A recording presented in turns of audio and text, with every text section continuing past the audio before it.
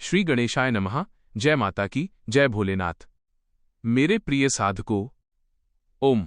आज हम मां शक्ति के उस स्वरूप की चर्चा करेंगे जो सौभाग्य, समृद्धि और सुंदरता की साक्षात प्रतिमूर्ति है, माता कमला।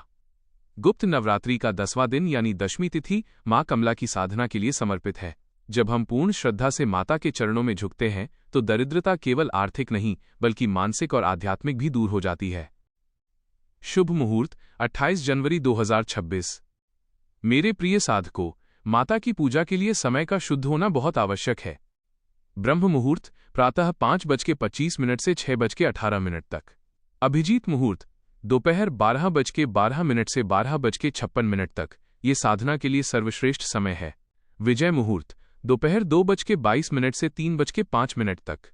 पारण का समय दशमी तिथि के समापन के बाद या शास्त्रों के अनुसार सूर्योदय के पश्चात पारण करना शुभ होता है।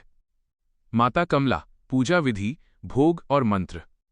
मां कमला भगवान विष्णु की शक्ति हैं और 10 महाविद्याओं में अंतिम है। भोग, माता को श्वेत सफेद रंग की वस्तुएं अति प्रिय हैं।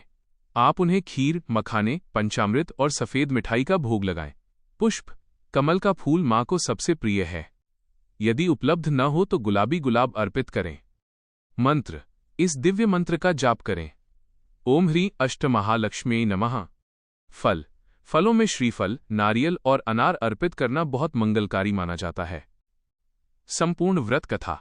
शास्त्रों के अनुसार, पौराणिक कथाओं के अनुसार, जब देवताओं और असुरों के बीच समुद्र मंथन हुआ तब 14 रत्नों में से एक माता लक्ष्मी कमला प्रकट हुई। वे हाथ में कमल का पुष्प लिए स्वर्ण के समान कांति वाली थीं। माता कमला को गजलक्ष्मी भी कहा जाता है क्योंकि इनका अभिषेक 2 हाथी करते हैं। महाविद्या के रूप में वे साधक को केवल भौतिक सुख ही नहीं बल्कि मोक्ष भी प्रदान करती हैं। कहा जाता है कि जब ऋषि मुनि घोर दरिद्रता से घिर गए थे तब उन्होंने गुप्त नवरात्रि में माता कमला की गुप्त साधना की, जिससे पूरा जगत फिर से ऐश्वर्यशाली हो गया। विशेष उपाय और सावधानी। माता की कृपा प्राप्ति के उपाय। 1. कमलगट्टे की माला। आज के दिन कमलगट्टे की माला से मां के मंत्र का जाप करने से ऋण, कर्ज से मुक्ति मिलती है। 2. दीपदान। संध्या के समय शुद्ध घी का दीपक जलाकर कनकधारा स्तोत्र का पाठ करें। सावधानी, माता कमला स्वच्छता की देवी हैं। घर में या पूजा स्थल पर बिल्कुल भी गंदगी न रहने दें। किसी भी स्त्री का अपमान न करें क्योंकि स्त्री साक्षात लक्ष्मी का रूप है। क्रोध और कटु वचनों से बचें, अन्यथा साधना का फल प्राप्त नहीं होता। पारण विधि।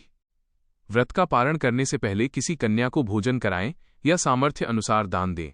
उसके बाद माता का प्रसाद ग्रहण कर अपना व्रत खोलें। पारण हमेशा सात्विक भोजन से ही करें।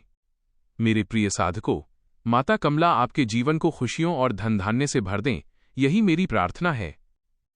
मेरे प्रिय साधकों, अगर आपको माता की ये जानकारी और कथा हृदय को छू लेने वाली लगी हो तो इस वीडियो को लाइक करें, अपने प्रियजनों के साथ शेयर करें और कमेंट में जय मां कमला जरूर लिखें। हमारे इस आध्यात्मिक परिवार से जुड़ने के लिए चैनल को सब्सक्राइब करना न भूलें। माता रानी आप सभी का कल्याण करें। क्या आप माता कमला की आरती या विशिष्ट पूजा सामग्री की सूची विस्तार से जानना चाहेंगे?